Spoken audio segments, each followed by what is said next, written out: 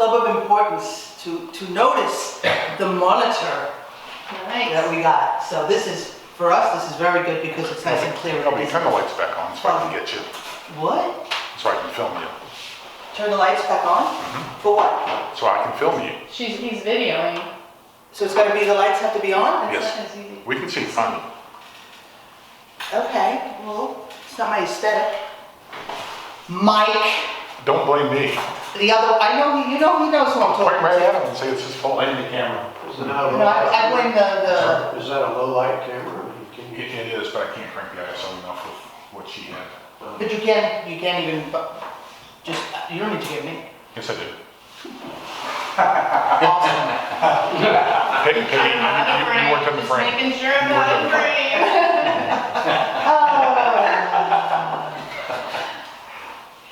This is the first time you've done that, right? None of the other presenters had to be here. Exactly, because there's someone that isn't here. There's somebody that's not here that forced the issue. Awesome. Well, if he would have been here, cut his vacation. Because we only do them 3 months in advance. Yeah. Nothing like putting it on a calendar or anything like that. I mean, if you're not at the board meeting, you don't get a vote. You get 2 minutes. Exactly. She said, wonder who we're talking to. His name is biblical. Yes. Okay. So we're going to talk about portraits. Making a moment, piggybacking on Mike Solomon.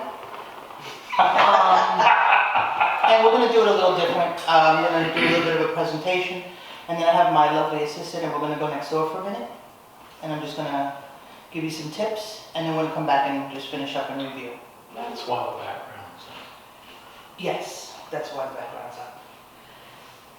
So what's a portrait? It's a painting, a photograph, sculpture, or other representation of a person in which the face is, and its expression is predominant, and the intent is to display likeness, personality, and even the mood of the person. I focus on the mood of the person, and I focus on creating some sort of a mood of a person. So this definition spoke to me. But Elbie, it's interesting, and I don't mean to cut you off, it's when you and I shot Katie, the dancer. Mm-hmm. I was telling Mike Solomon afterwards that I captured the artist in her, you captured the person. Mm. So when you saw her, two sets of pictures. Mm-hmm. Yeah.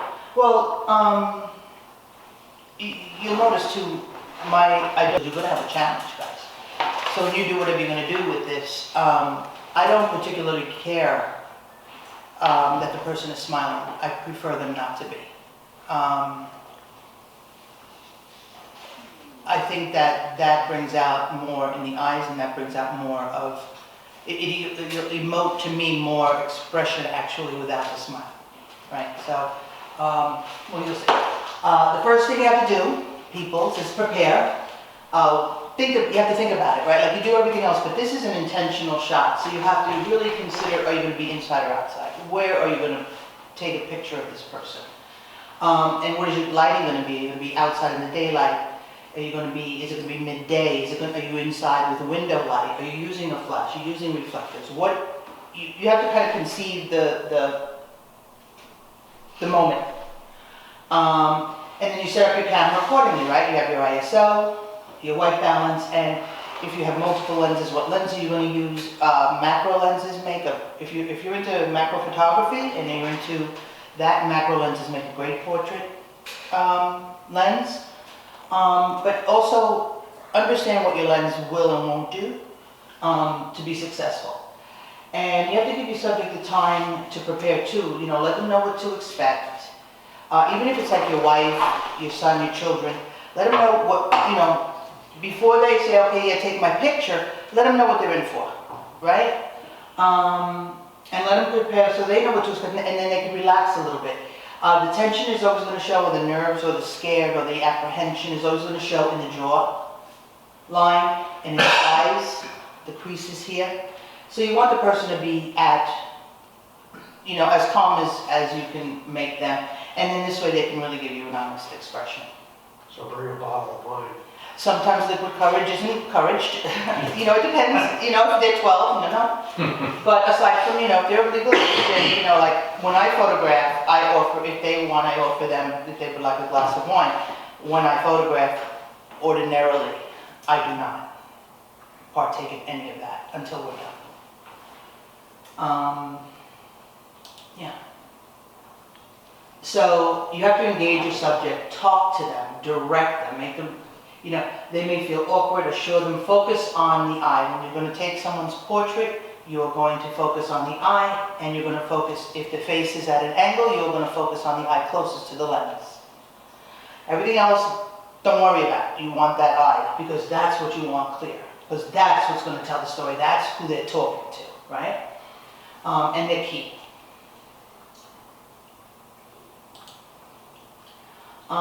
You are responsible, and this for everything in your frame. So if you're taking a picture and there's a garbage pail behind them, move, or move the garbage pail. When I took these, this was for an author, a songwriter author, and he needed it for a CD cover and he needed it for his book. We are in Ronald Reagan Park. All along the path, there is distracting leaves, and right here, the sun was poking through, and it was just a big, this was intentional, I didn't want it in here. So, spot remover, if you're doing editing, you know, any kind of post, get rid of those things, because this concentration is on him and his guitar, not that bright spot in the back. Which Ronald Reagan Park we're talking about? Right by my house, across from the library. Oh, yeah, okay. This is on the back walk, yeah. Yeah, okay, So, this is the bridge on the way to the back walk, okay. and there's two bridges. So this one is the one on the right side, and we went down to the Yellow River is right there, and then further on down is the turn. So it doesn't, you don't have to go crazy places. You know, you just need this much room, a little bit. Then you also want to have poses in mind. You want the person, you want to be prepared to move them somewhat smoothly, so they're not stuttering. And you want to try to direct them as much as possible to the point of chin out and down. You know, put their hands where you want them. This is all intentional. Remember, this is not candid. Don't let them freestyle. That's not what it's about. It's all about you directing them. So you have to have a preconceived notion of what you're going for. Yeah, you imagine the photograph that you want to end up with that person. So this way that when you sit them or stand them or place them, they're prepared to just follow instruction. And if you're able to tell them what to do, they feel at ease because they don't know what to do. Right? They feel kind of awkward. So if you know where you're going with it, you won't get them all tense.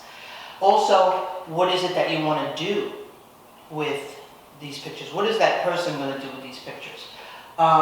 So conceive a thing of possible, you know, of 3 prints or 1 print, but have both of them, if it's a couple, satisfy the couple.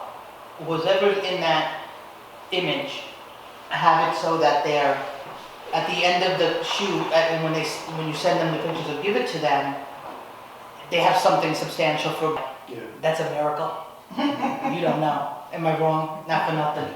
I mean, this is my friend for 40 years. I could say whatever I wanted. If he was in the room, I already told him this was a miracle. This was a miracle that we got this far. It was really, he was actually easier than she was. Believe it or not, he was excellent.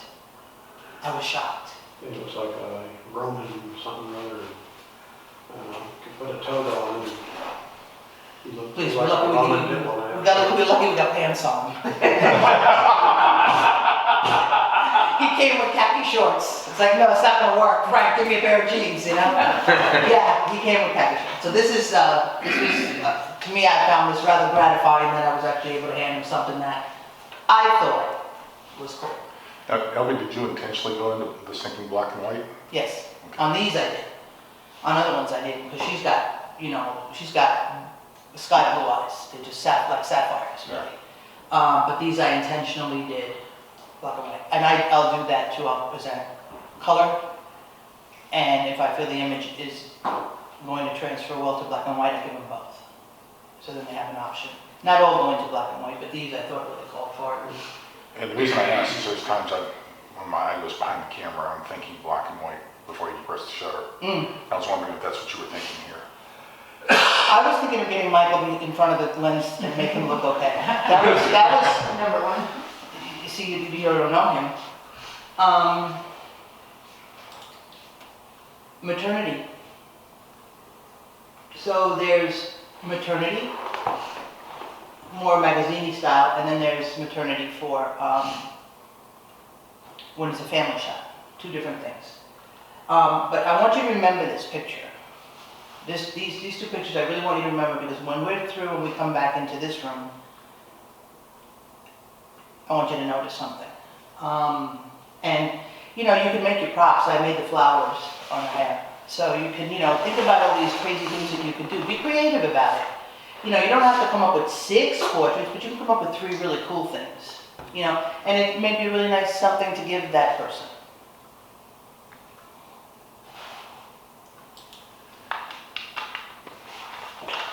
Yes, Negative space is okay. that's really an important point. Yeah, it's okay. This here was the tunnel in Sewanee Park, Yes. and that is in her living room I am up against all of her furniture, and the big spot in the back is I just took the reflector and bounced it off the lamp, Okay. right? So, where am I gonna shoot? We're gonna talk about that. Doesn't matter.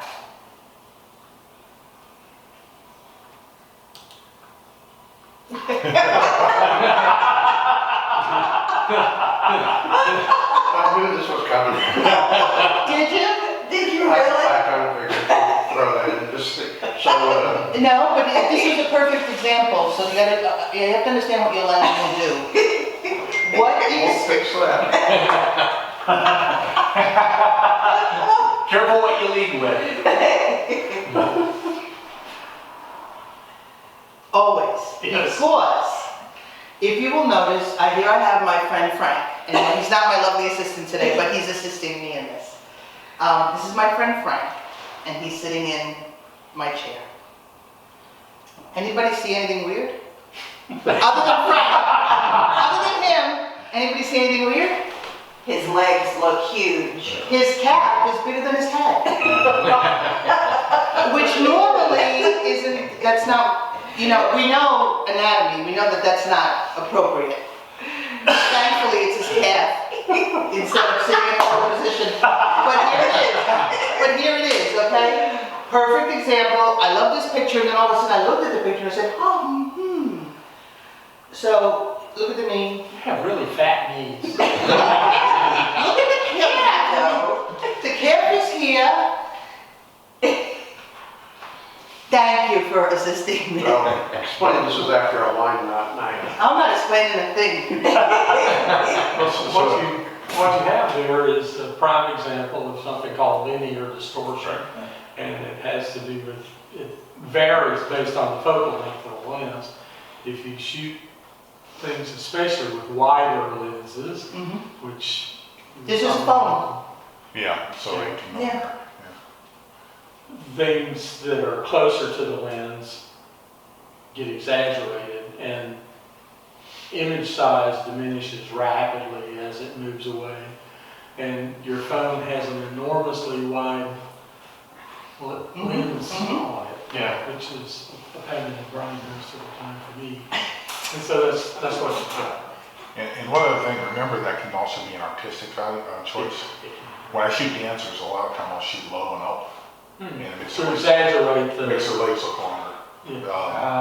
So if I'm shooting below the waist and coming up with their face, it lengthens the legs. And so any dance moves that they do will be more exaggerated with that. Right. And dancers love that. Proximity is what makes the difference in the image size. So there can be,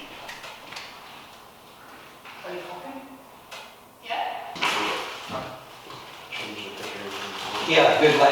Put up on things. Good purpose for that picture, yeah. A chance to dig it right too. You paid your bills. I'll always remember you with this little tiny head.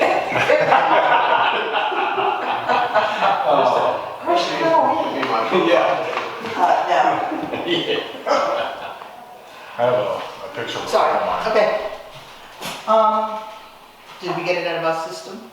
No. No, not yet, we're still Okay, working we're on it. gonna get it out of our system. This is fodder for the next several months. Yeah. What should we call it? We have to pick up a name so we all are on the right track when we refer to it. Friends. Geez, that'd be a great Facebook post. Profile picture. Much better. With anybody, but especially children, when you're gonna take your grandchildren, your friends' kids, people of smaller stature, or even adults, gotta get on eye level. You do not wanna go way, way up high. You wanna get on eye level to them. Number one, it brings you to their level. They feel super comfortable, and you're looking at them as they see themselves and as the world really see, not the world, not the adult world, but it just, you have to be at eye level with them. Either at eye level or just slightly above. This is something, And you have to really embrace depth of field. You really do. It can really enhance your images. That one there, we were at the big house in Macon, and I asked my friend to sit on the steps. He's a major fan of the Allman Brothers, and he had his guitar and he started playing, and I'm sitting on the same step as him. So we're both sitting on the porch step. So you don't want to be up and down on the person, way, way up high, but you want to be at eye level to your subject at minimum, I think. And again, especially with the little ones, she's sitting on her, she's like 2, and she was sitting on her mom's lap. That's where she felt comfortable. But you can't really tell that she's doing that, because on this image, I didn't include her mom. It was just on her. So, take advantage of depth of field and practice depth of field. Really practice it. And it's a good time to do it. And everything doesn't have to be centered. You don't have to put everybody in the middle of everything. In fact, it's more sometimes dramatic and interesting if they're not. Leave some room. Experiment with, I'm talking to all people that are going to take pictures. I'm not sure what I'm doing here. Families are really great to photograph. Families are where I want everybody smiling. Even if especially if you don't get along, you're still going to smile. Because there's nothing worse than people that are related and they're not smiling. But, and then, with those family shots, if you say you're going to do your son, his wife, and their kids, take advantage and have your wife and you ready to go to just jump in there, or do a 3-generation or a 4-generation, because you've got them. You've got everybody there. Sometimes it's cool if you could coordinate some of the clothing, but it's really not necessary. It's just really not necessary. The point is that families should be smiling. So if you're taking pictures of anything with kids, you and your kids, you really want to have that happy family reflection, right? Play around with your exposures. It's a good time to do that. You've got a subject in front of you. It's an intentional. You told them what you were going to do. So while you're taking those pictures, play around with that. I'm hopeful that as a club we're growing to, if you haven't yet, at least started to post-process. And we're considering what we take in the digital world as a negative, like in the old days. Consider it your negative and it has to be developed. I don't care what word you use, but start to consider processing. Where are you gonna take this picture? What can you do with it? And that's super important too, because that's gonna create a mood. You know, that's gonna make it different than just straight out of camera. Yeah, Ansel Adams said that the negative was the score and the print was the performance. Yep. And the other thing he used to say is that before he put his eye to the eyepiece, he knew what he was going to do in post-process to the image. If He you've saw ever- it finished. If you ever seen his image, Moonrise over Hernandez, which is a picture of the church and the crosses and the moon just behind it, and it's all really glowing. If you've ever seen the raw negative, the raw print of that, to what he produced, It's flat. it's amazing. He got one shot. What's that? Yeah, He he got got one one shot. He couldn't find his line either, Yeah, he guessed, yep. but he knew exposure well enough to say, well, this one is this bright, Okay. so this is what I need to do. Only. A portrait can tell a story, right? A portrait can tell a story. And, you know, you don't necessarily have to be looking at the camera, to be looking away. But,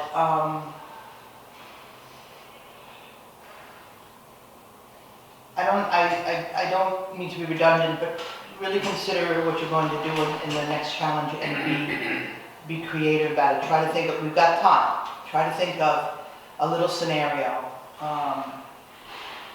and just see if you can just tell a story with it. It isn't, telling a story in an image is not just in a candid shot. You know, you want to evoke some kind of emotion and tell some kind of story. So, And to your point you said earlier about location scouting, the one on the right with Katie, I spent a month looking for locations for that, as you remember, when we showed up and right where to go, which made Katie a lot more comfortable. So she didn't have to think about what we were going to do. I said, okay, we got this bridge we're going to, here's what we're going to do. So that's a great shot of you, by the way. yeah, she was great. She was good.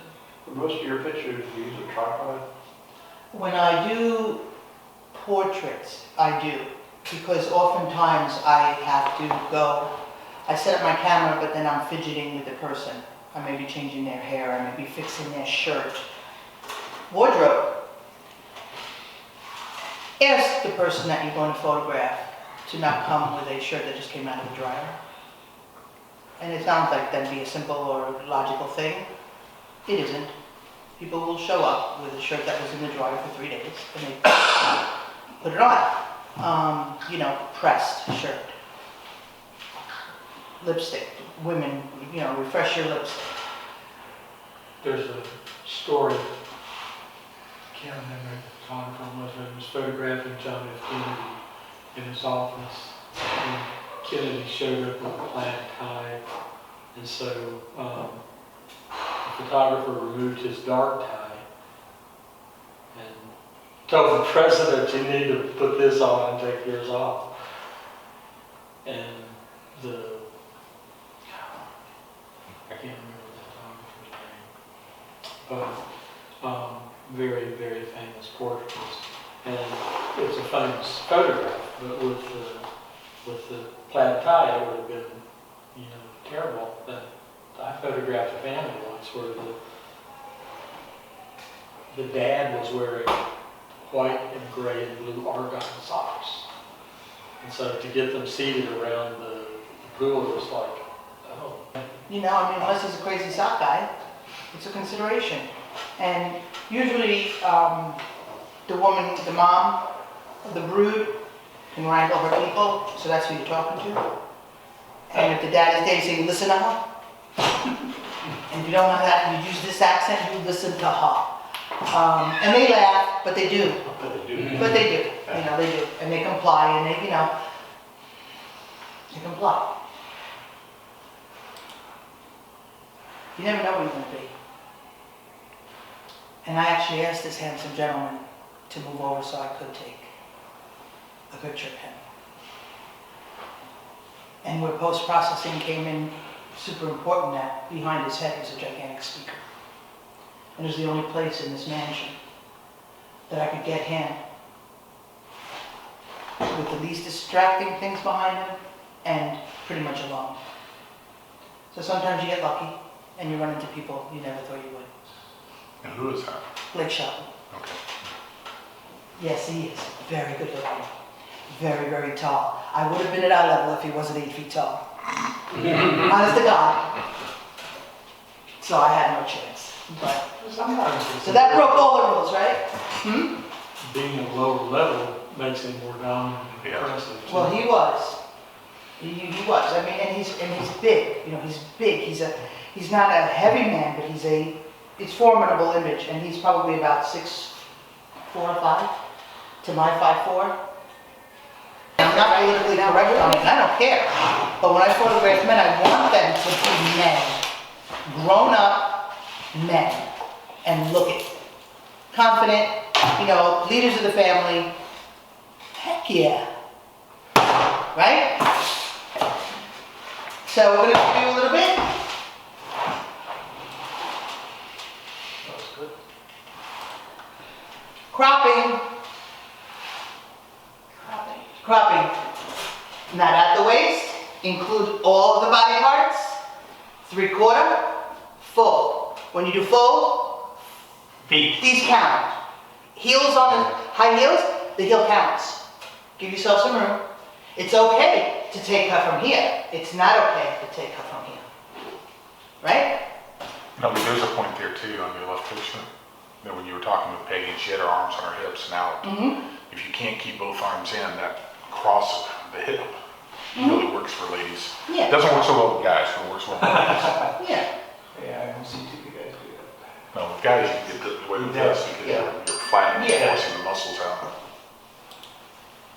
Have me. No, that was me.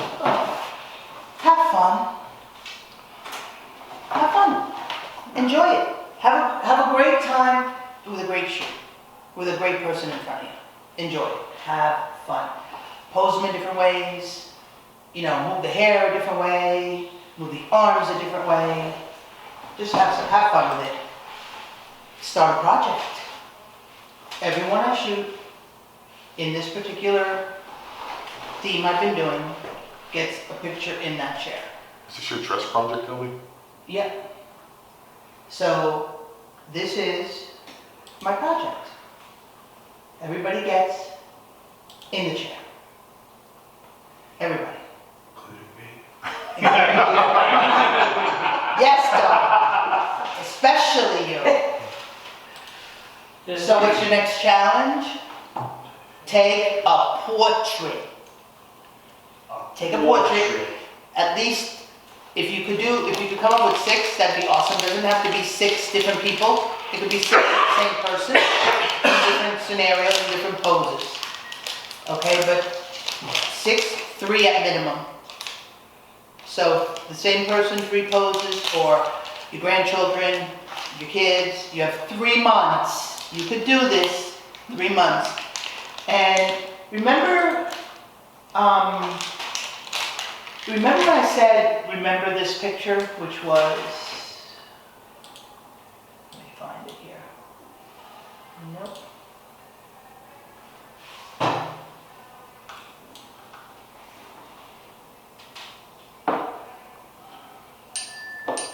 Stop! Okay.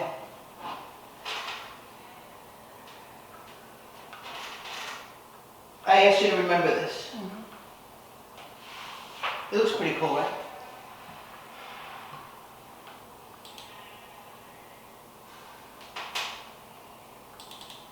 That picture was taken in my dining room and I removed the dining room table and I hung up a pressed sheet. You can do it anywhere. You don't need a studio. You don't need to go to a studio. I pressed a full-size sheet and tacked it up and got her a stool. What's a basic minimum, the lighting, as far as your lighting equipment?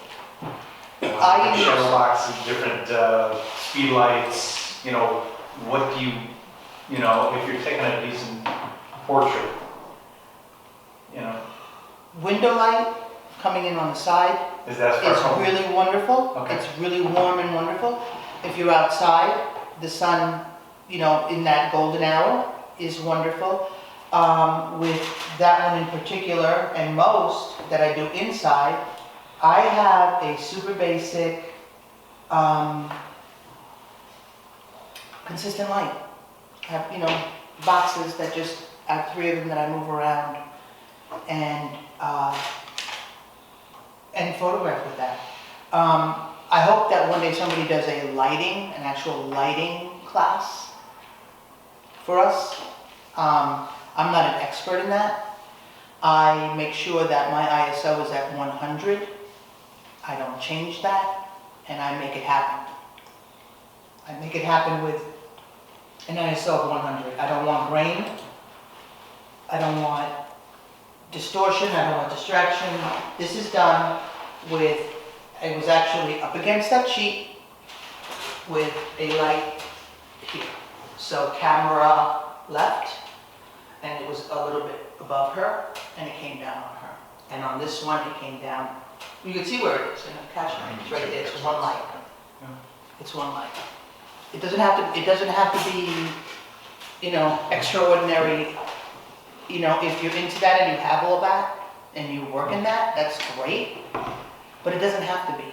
You could open up a window and let just really beautiful natural light come in and bounce off the subject. It could either be towards in front of them or coming off the side. And then you could take a reflector, anything. It could be a big piece of white cardboard, poster board on the other side, and just bounce the light back. Like when I did this one, it was her coffee table, the chairs that went in this corner. Here was an opening to her kitchen. It doesn't have to be, you don't have to go elaborate, just find that you got a little area, a little corner. And this was the reflector bouncing off her table lamp.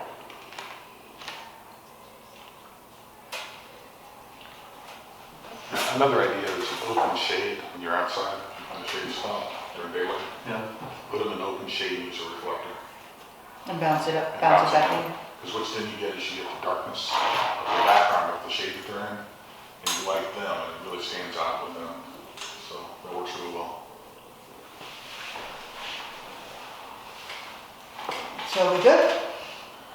Thank you.